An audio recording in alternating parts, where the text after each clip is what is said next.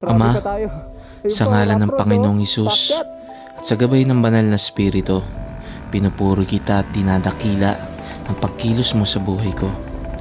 Sa aking paglalakbay, naway gabayan mo po ako, ilayo sa panganib at tukso.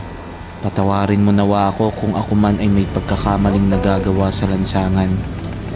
Sa bawat pook na aking napupuntahan, dalangin ko na ikaw ay mapupurihan. Huwag mo nawa hayaan na ang paghahangad na maglakbay ay maging daan para ikaw ay makalimutan. Salamat sa iyo, O Diyos, sa kabutihan mo sa aking buhay. Sa mga katagumpayan at pag-iingat, ito nawa magbigay karangalan sa iyong pangalan. Muli, ang kaluwalhatian at karangalan sa iyong banal na pangalan, sa tanging pangalan ng anak na aming Panginoon na si Jesucristo.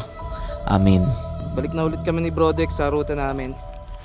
Peace out, peace.